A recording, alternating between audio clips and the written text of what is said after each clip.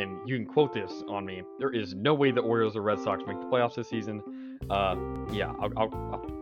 There's no way. There's no way. I set the bar really low at the NBA predictions. I don't think all Mavs fans look into the stats like I do. It's not the Great Value Target brand toilet paper or whatever. It's the Charmin Ultra Strong. I don't know if Nick Nurse is the coach for the Raptors. I don't know if he's the reason why they won the 2019 championship. I feel like that was more of a team effort. The Mavs cannot say we do not miss Seth Curry shooting threes. This questions the firing of Dwayne Casey, who I think is a very underrated coach. To me, the Capitals really pushed all their chips for this season. Hello, I'm Mike Grimes, and you've been listening to Outsiders Opinions with Kevin and Austin. What's up, y'all? Welcome to our MLB Opinions of the Week. In Austin, we are almost done with our top 10 position players for the 2026 MLB season. Yeah, we're almost done. We don't have that many left. After this one, we have right field, then we have DH, then we have relief pitchers. So after this one, we only have 3 remaining. And we've only disagreed on number one. I don't think we're going to disagree on this number one. But, the center field position, I expect it to be significantly better than it is. But it's kind of in a weaker spot. There's really only, because of injuries and everything that's surrounding some of these players, it kind of was difficult for me to create a seamless list because I just know some of these guys aren't going to be healthy. But how do you balance healthiness and how much they're going to impact the game when they are healthy? It makes it tough. So I'm interested to see. Do you have any honorable mentions? I would say one honorable mention, and to talk about it in general, is there's a lot of young guys, so a lot of it is kind of, okay, or this is a year where they kind of go up, but there are injuries as well. One guy who was amazing a few years ago was Harrison Bader, and I think he has struggled in the years following his time with the Yankees in that playoff run, but I think he provides value as a defender and has potential with his hitting, but that is why he's an honorable mention for me. Yeah, it's just tough. I mean, the Bader didn't make my list either.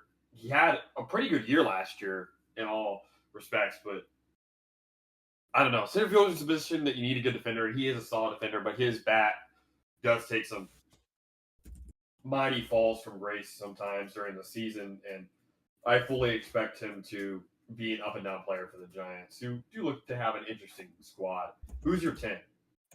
My 10 is Andy Pages, and he is someone that he had a OPS plus of 114, played center field last year, and he's in his second year at a 3.8 WAR and batting average of 272.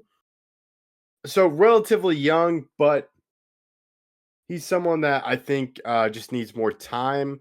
And given the players above him, I think they provided more value defensively as well. Yeah. I mean, he's also my number 10. Andy Pages. He made a big catch in the series for the Dodgers, and he was a good player for them. The Dodgers are so stacked with talent. I believe they've been in almost every single one of these lists. I'm trying to look back. I don't think they were in our left fielders, but basically every other list I think they've been in. And that's just a testament to how good their team is and how much money they've spent. But Pages is a good fielder. He is young, like you mentioned. So I expect him to be solid. But again, this center fielder group is kind of weak in my opinion. And we'll kind of go into my 9. This is a guy that Pages played against in the World Series, and that's Dalton Varsho. Varsho is a good defender. He can play a lot of different positions, but his best position is 100% center field. He also had some impressive catches over the postseason, and I was pretty impressed by how his ability to come back from injury last year, because he only played 71 games, but still had 2.8 WAR, which is pretty impressive. He's not the best hitter in the world, which is why he falls so slow. He does hit a fair amount of home runs. He hit 20 home runs in only 71 games last year. And I do think he'll be an impactful player for a Blue Jays team that hopes to get back to the World Series this year. So yeah, I would get to Dalton Varsho in a second, but my number 9 is Sedano Rafaela. He is fantastic defensively, but that is why he's on the list is because of his defense. But he's 9 because of his offense. But to me, defensively, put him at 9. Offensively, is one of the worst hitters. But I think this year he's a young player, and I think he can be continue to grow. So that's why he's at 9. Well, I mean, he was. I'd argue. I mean, he doesn't hit as well power wise, but he had 16 home runs. I have him a little bit higher because I expect his bat to. He's progressively gotten better hitting wise, so I have him a little bit higher than you. Who's your 8? My 8 is Dalton Varsho because I valued his bat a little bit more than Sedano Rafaela, but the injuries did keep him lower on this list. So I expect him to continue to play well, but it is just how many games he does play this upcoming season. Okay. My number 8 is Michael Harris. Michael Harris has been a player that I really enjoyed, and I actually thought he was an extremely good player. I mean, not that he is. Michael Harris II is a good player, but his bat has taken a mighty fall from his rookie year. His rookie year, he was 13th in MVP voting, had 5.1 more. Since then, he's hit 297 that year. The next year, he was still very good at 293. But then in 2024, he hit 264, and last year hit 249. He's never been a big power bat. The most home runs he's ever hit in a season has been 20. And he played 160 games last year to hit 20. He's a healthy player, which is why he's this high. But at 88 OPS plus is a gnarly low value for what's supposed to be, I would argue, a pretty good hitter. Now, he's hit 107 OPS plus for his career, which is why he still makes the list. He's not a great fielder, though, like a lot of these other guys, which is why I have him so low. So I'll go into my 7. My 7 is Sedano Rafaela. Rafaela, I think, will be a better hitter this year than Michael Harris. And that, along with him being a better fielder, makes it kind of hard for me to put him higher. Rafaela's been a solid hitter. Again, 249 with a 95 OPS plus is solid. He did hit 16 home runs last year, which was his career high. I expect him to get around 20 homers this year. He had 4.7 more, though, because of how good he was as a defender. He's also been very healthy over his career. He hasn't missed many games at all for injuries. So that, along with him being able to feel really well in a tough ballpark to kind of play at. I think left field's kind of easy, especially if you're used to the wall in Fenway, but center field with that triangle that they have in the outfield makes it kind of hard to read the wall. And because he's such a good fielder, he can kind of play that better than a lot of guys in the league. Yeah, so my 7 is Michael Harris. He did have a phenomenal year his rookie year and then has been declined at the plate.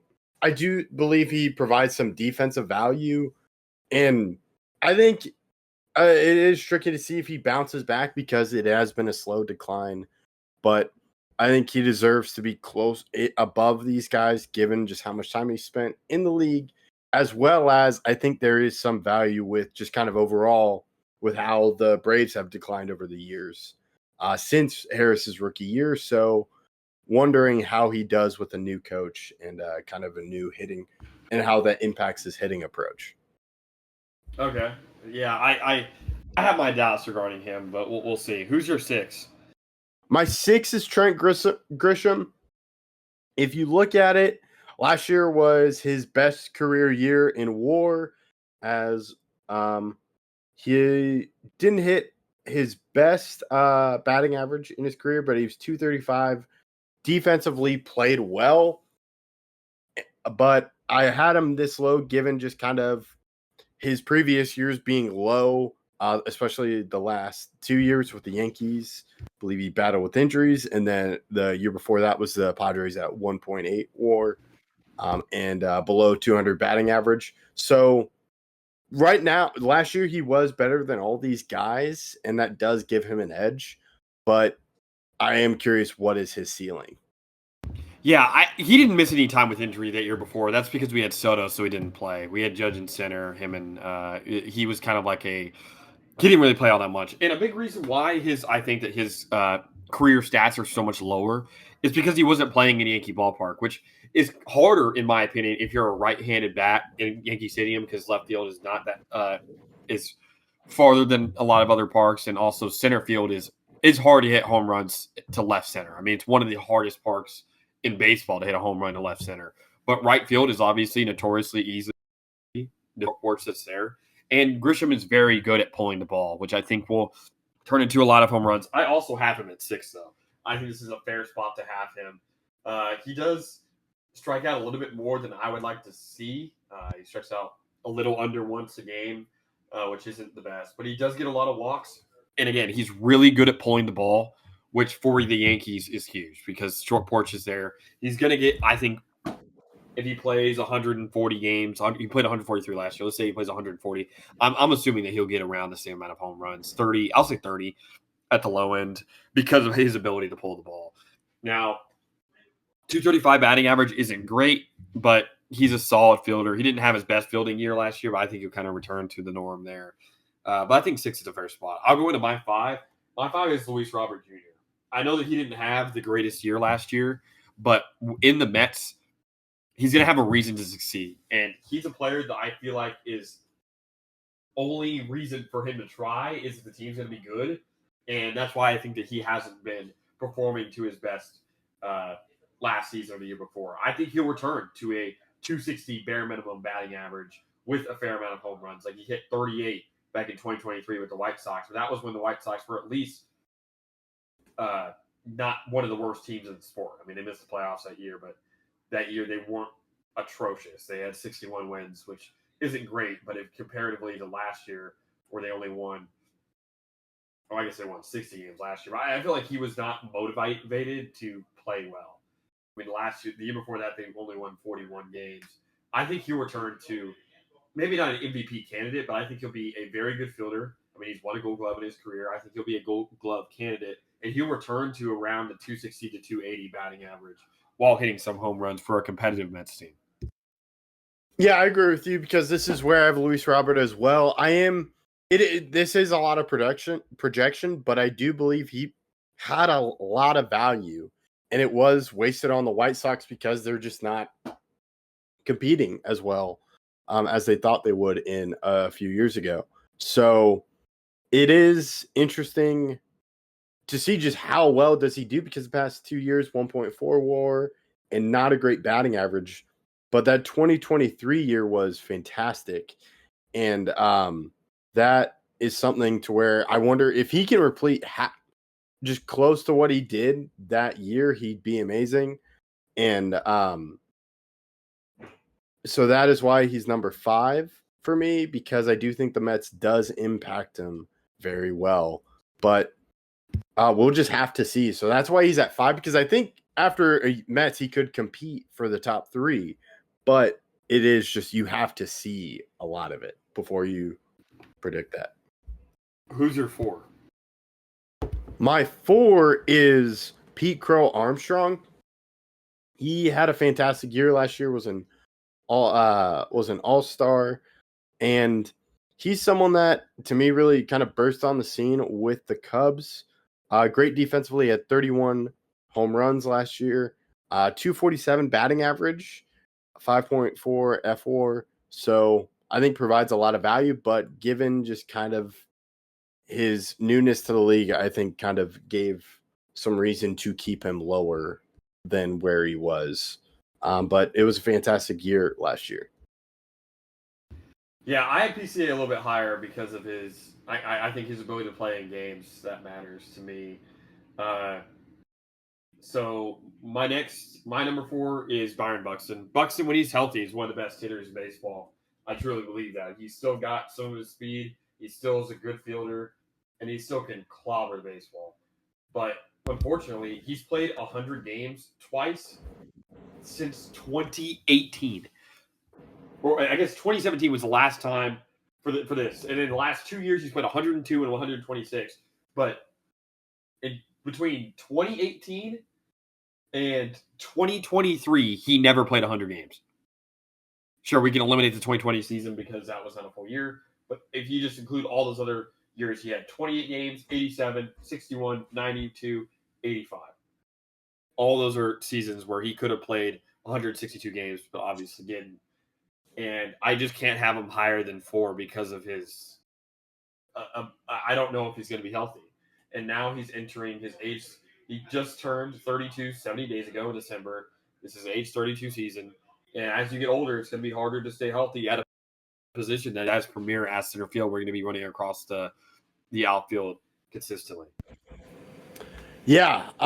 So talking about injuries, I did realize we may not agree on number one because I think I may have left him off.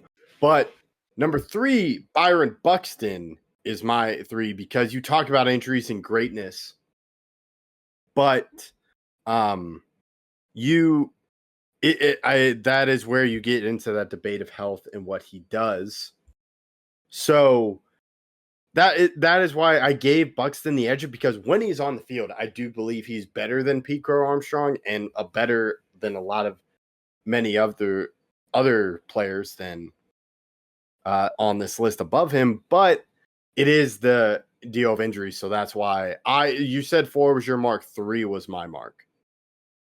Yeah, it's hard for me to put him above my 3, which is Jackson Merrill. Merrill had a little bit of a down year last year, partially because of injuries, but for the rest of his career, he's been healthy. And I expect him to have a healthy season this year for the Padres. I think that he'll improve as a hitter. I think that's what a lot of young hitters have been able to do over the past couple of years, and Jackson Merrill's no exception. So I have him at 3. I'll go into my 2. My 2 is PCA, Pete Crow Armstrong. His ability to field keeps him this high, so even if he is batting 240, 230, his ability to be one of the best, if not the best, defensive center fielders in the league will keep him here, because his speed does take away a lot of runs, and he doesn't get some errors, quote unquote, because of the plays that he's able to make a play where a lot of fielders wouldn't be able to even get there. So it's an automatic hit. Sometimes he'll dive for it and not catch it, but he's a great fielder. I don't know if he'll hit over 30 home runs this year, but I do expect him to be solid with the bat. Who's your 2? So my 2 is Jackson Merrill, because you and I had the same decision. I couldn't put Buxton above Jackson Merrill for me. Yes, he had a step back last year from his incredible year, rookie year, but I believe he returns back to that because it was another year for him, dealt with a lot of more injuries. So I think he bounces back and becomes the second best center fielder. Who's your 1? So my 1, I am curious. I have Julio Rodriguez at 1, but I did realize Mike Trout. I don't know is he your Mike 1? Trout's not a center fielder anymore. Okay, got it. I was about to, because he's not on my list, but when you think of Mike Trout, it's center fielder, but with injuries, he's dealt with a lot, and that's when you mentioned Buxton, I was thinking about him. But yeah, Julio Rodriguez is my 1. He's fantastic. And this is where we got into kind of a weak center field discussion, because I could see the argument of why Julio Rodriguez didn't have a super great year and has struggled, not last year, but the year before. But he's fantastic defensively, and his rookie year was fabulous. But I think it's kind of rebounding from that and what he can bring to the Mariners. Yeah, Mike Trout is on my DH list. He played 22 games at right field and then 106 at DH. He's really a DH. Okay. So yeah, that would be good for me on my DH list. But it has been a changing of the guard at center field. Who's your 1? Same, it's Julio. He didn't have a great year last year, but he did have 6.8 WAR. He's still a very, very good fielder. He did have, 267 batting average is solid. The Mariners ballpark is not easy to hit. He played almost every game, 160. He hit 32 home runs, 95 RBIs. Had over 30 stolen bases. I think we've waited for him to take that next step and be a true MVP contender, and he may be able to do that this year, but he's the safest pick, and his floor is still extremely high this season. Yeah, and it's just someone with kind of his expectations, that next step, because of how quick he was. So we will have to see. But yeah, he's a safe number 1. I'm very excited to see what he does. I'll let you close this one out. Yeah, thank you guys for listening. Please let us know what you guys think about this list and any center fielders that we missed.